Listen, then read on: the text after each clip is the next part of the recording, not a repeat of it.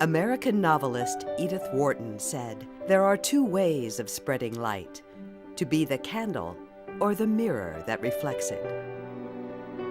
The Women's Center for Advancement honors these 6 women for their part in bringing light to women or girls in need of support in the Omaha area through their profession or through their passion for community service.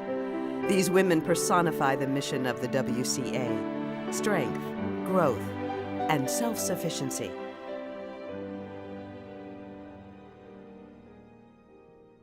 Because of my vocation working with Holocaust survivors and liberators every day, what I have seen about individuals is that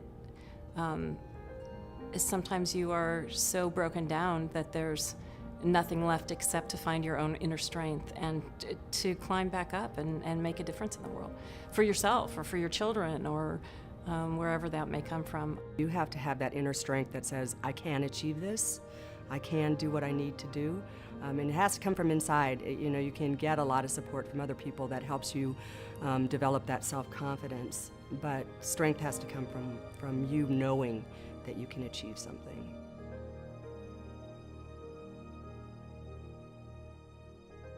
I tend to think of like a plant or a flower that,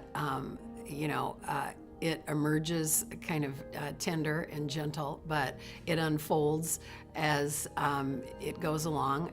It's strong enough to withstand heat and rain and hail and all the rest. You might lose a few of your petals along the way, but growth to me is just inevitable, a process of change and of life.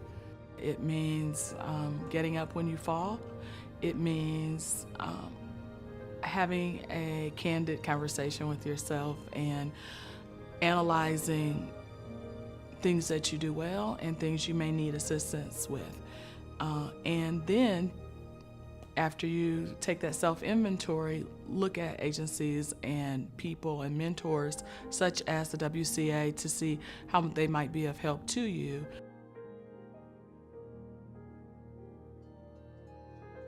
There are elements that come in and things don't turn out the way you'd hoped.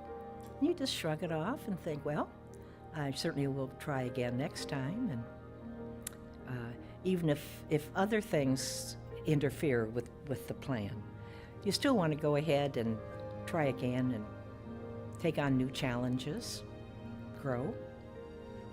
So for the family, self-sufficiency is reaching that point, not where you never have any problems, but where you are authentic and genuine, where you have, through the changes, placed yourself in a position to hopefully be able to raise your children, to manage your emotions, to provide for your family, and not be dependent upon an unhealthy relationship.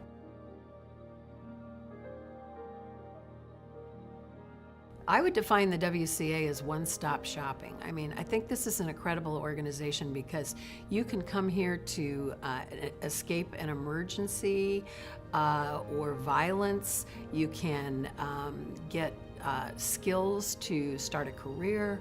You can get support to get healthy emotionally. I mean, the WCA really does have such a menu of programming. When someone is living in that chaotic way, they're engaging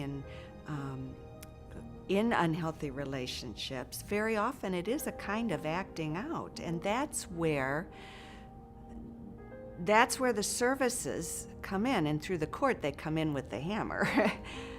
That's where you gain insight into these things and hopefully learn more about yourself and about your relationships.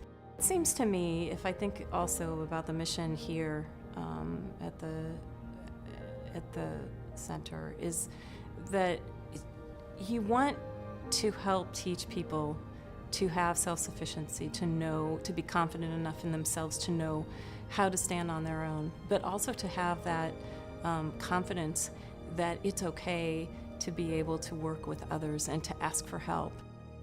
How do you help solve some of the issues about domestic violence and sexual abuse and all of those issues? But also, how do you bring young women up to be successful? How do you help them in their careers? How do you help them survive in the world as we see it today. And so I feel a real desire to support young women, but really women of all ages. When spider webs unite, they can tame a lion, and that comes to mind when we talk about being a continuum of care for people that use agencies like the WCA, and connecting to be a strong resource for people that need services.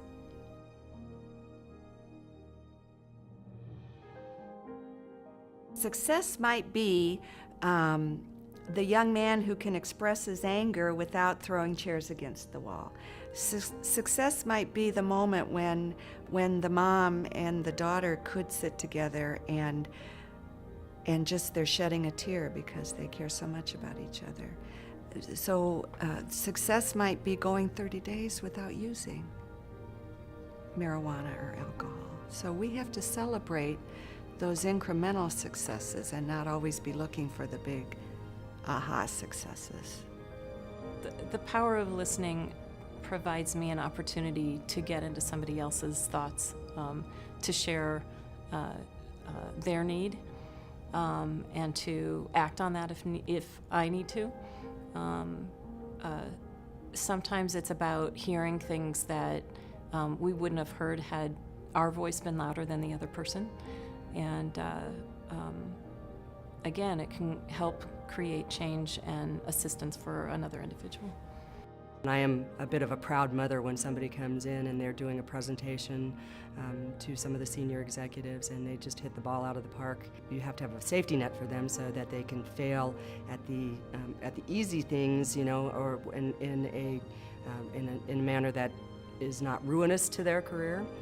But that it helps them develop. So I think you do learn a lot from your mistakes, but you want to make sure they're little ones, and that helps you to grow. Within my position at Metropolitan Community College, I oftentimes am a voice for women, for other groups that might be disenfranchised. I take pleasure and pride in being that spokesperson for those different groups. I don't know how you survive without laughing at your own goofs and being proud of your successes too, but you have to have a sense of humor about yourself. Can't take yourself that seriously.